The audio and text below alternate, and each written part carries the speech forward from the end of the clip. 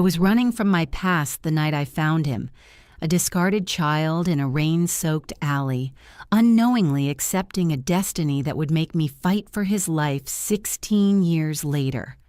The rain was my only accomplice that night. A cold, relentless downpour that washed the city in streaks of neon and grime, blurring the edges of a world I was desperate to escape.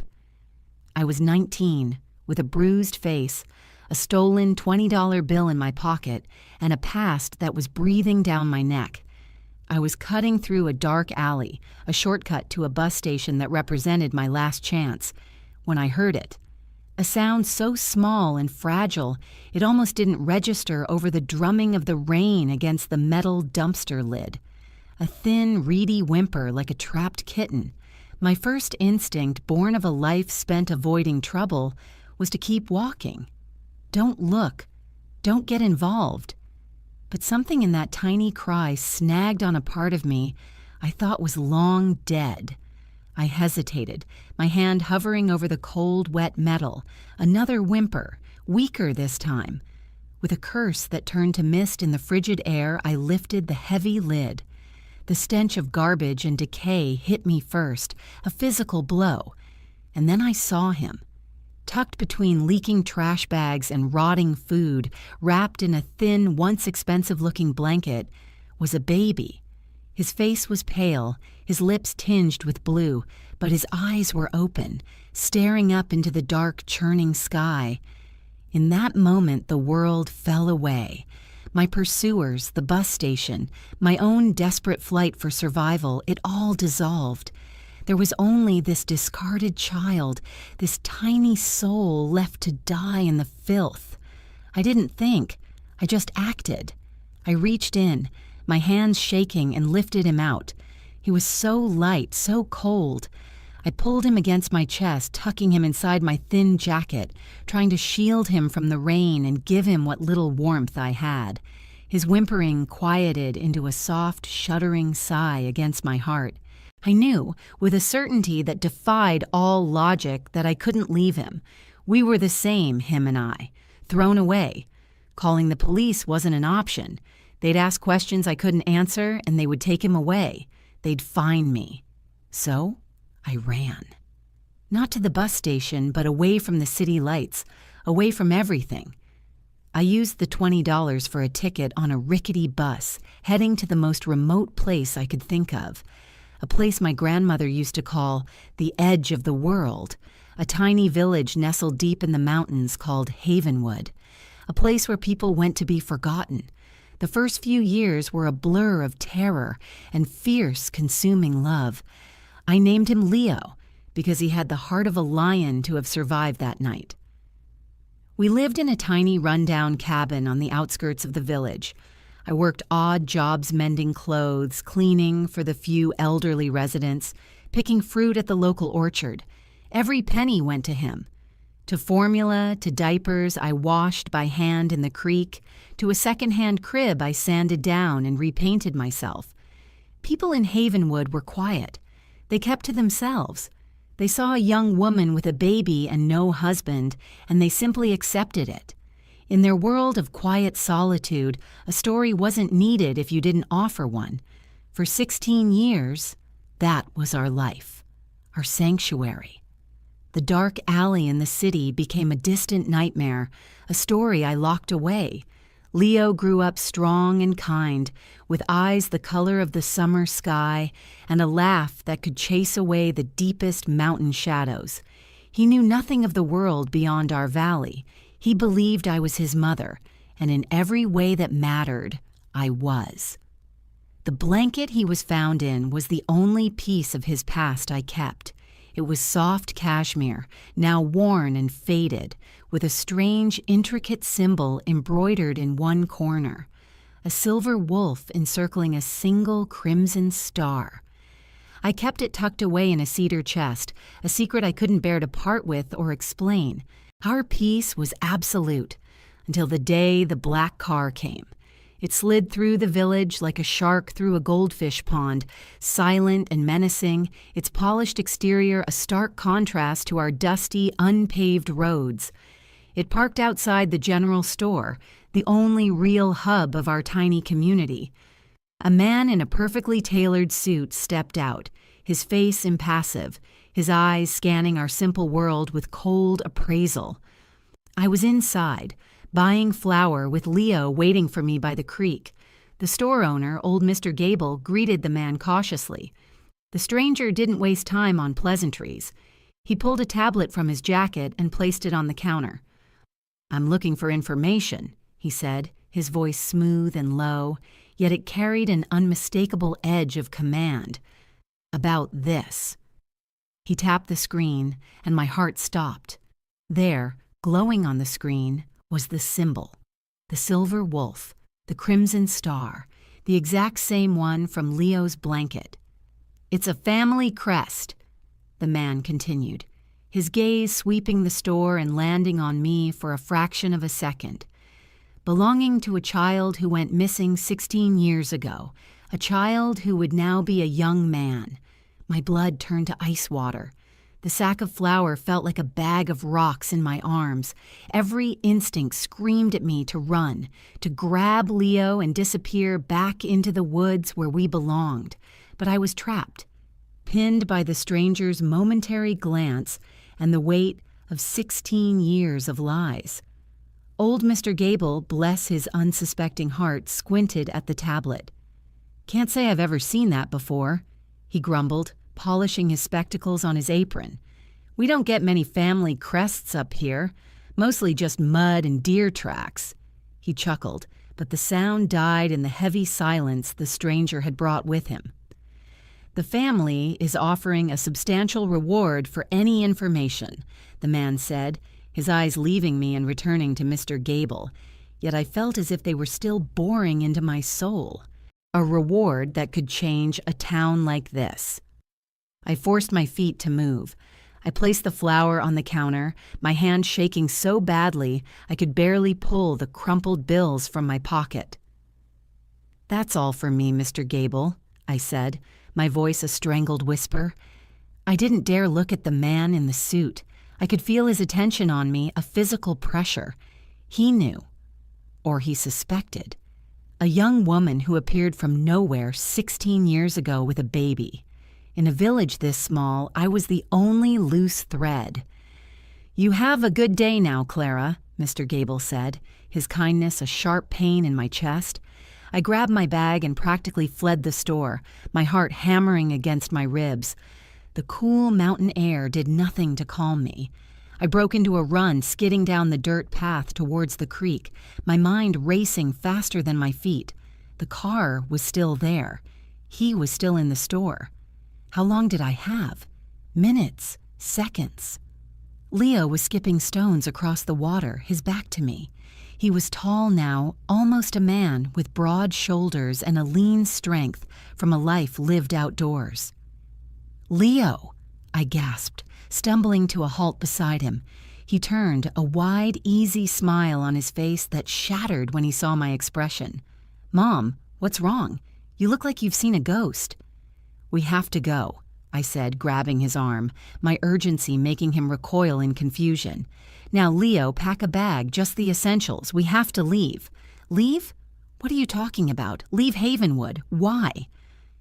His questions were a torrent. His sky-blue eyes filled with bewilderment.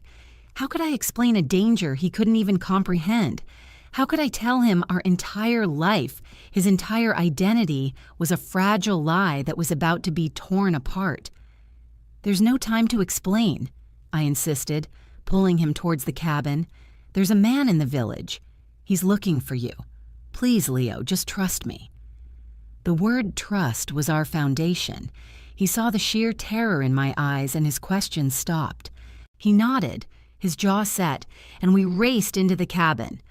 I threw clothes into a rucksack while Leo gathered the emergency cash I kept hidden under a floorboard. My hands went to the cedar chest. I hesitated for only a second before pulling out the worn cashmere blanket. Evidence. Folly. A link to a past that had finally caught us. I shoved it deep into my bag. We couldn't take the main road. The black car was our dragon at the gate. But there was another way. an old, overgrown logging trail that snaked up the back of the mountain. It would be hard going, but it would keep us hidden.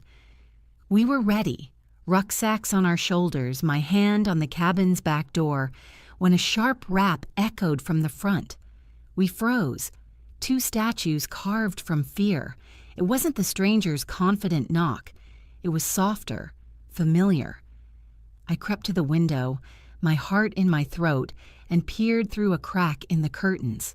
It was Mr. Gable, twisting his old hat in his hands, his face pale and worried.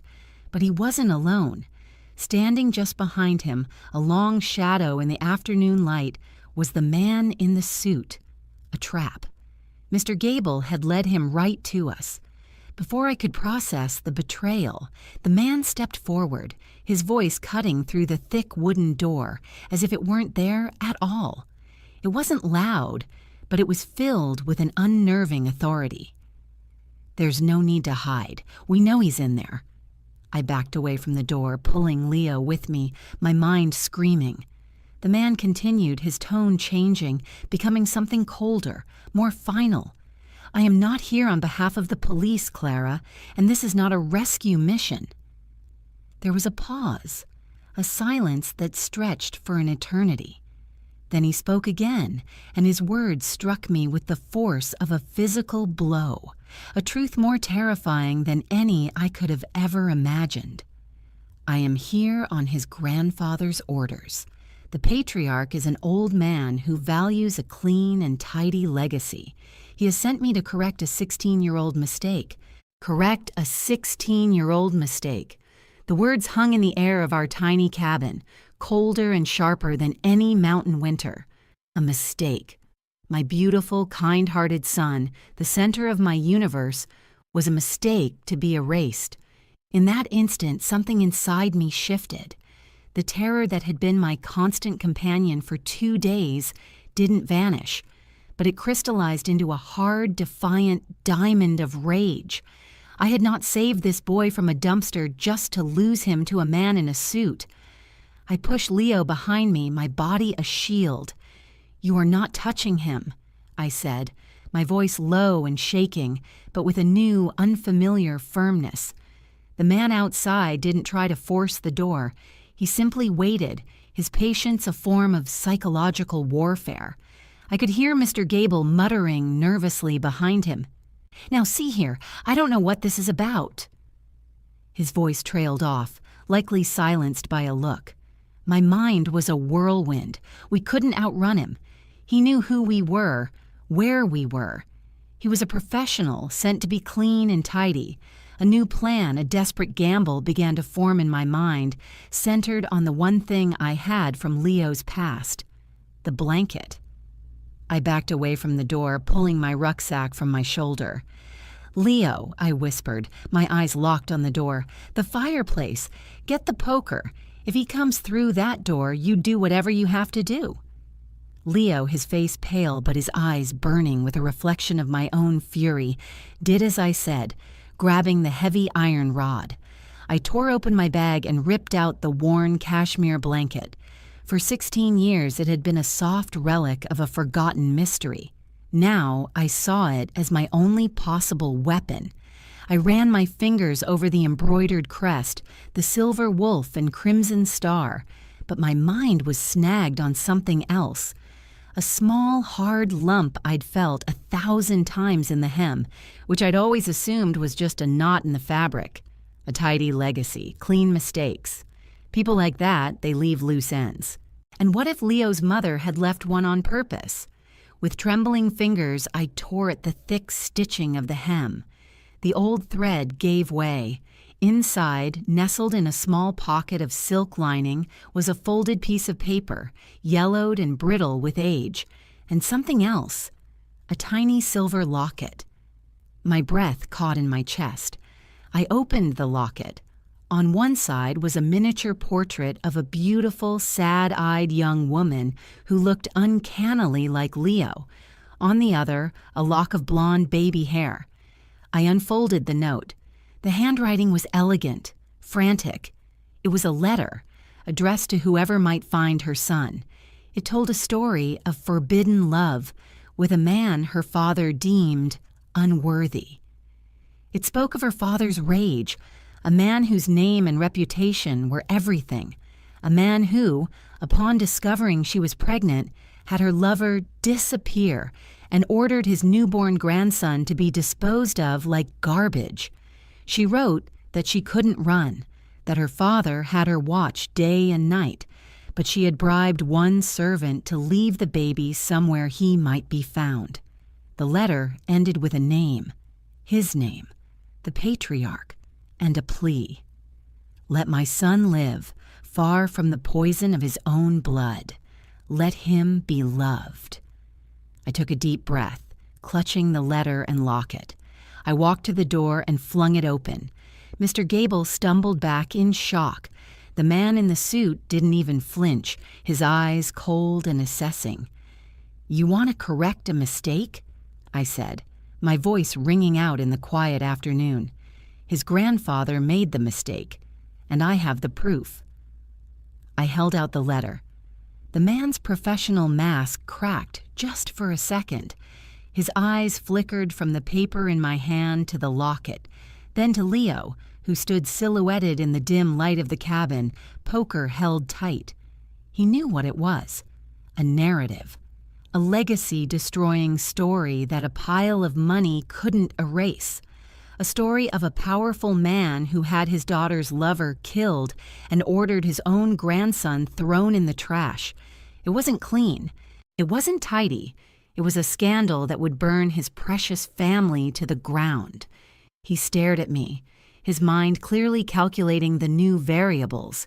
His mission was to protect the family name, to clean up a loose end. Killing us now would only create a bigger, messier one. Who knew if I had made copies? Who had I told?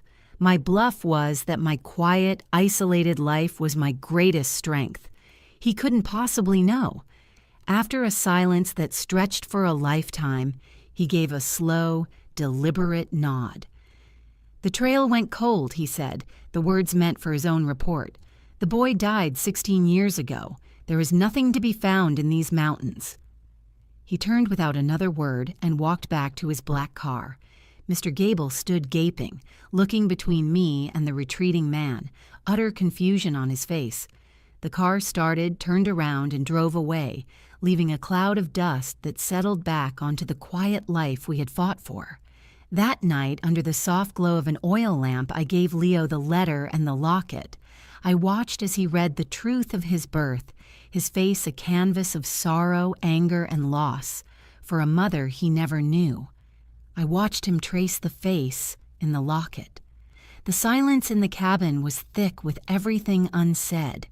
When he was done, he carefully folded the letter and looked at me, his blue eyes swimming with tears. "She asked for someone to love me," he said, his voice thick. He looked down at his hands, then back up at me. "And someone did." He didn't have to say anything else. He slid the locket and the letter across the table to me. "I don't need this," he said. "I know who I am. I'm Leo, and you're my mom." In that moment, the shadows of his past, the silver wolf and the powerful patriarch, all faded away. They were ghosts from another world. We were real. We weren't a mistake. We were a family, forged in a rain-soaked alley and tempered in the heart of the mountains. We were home.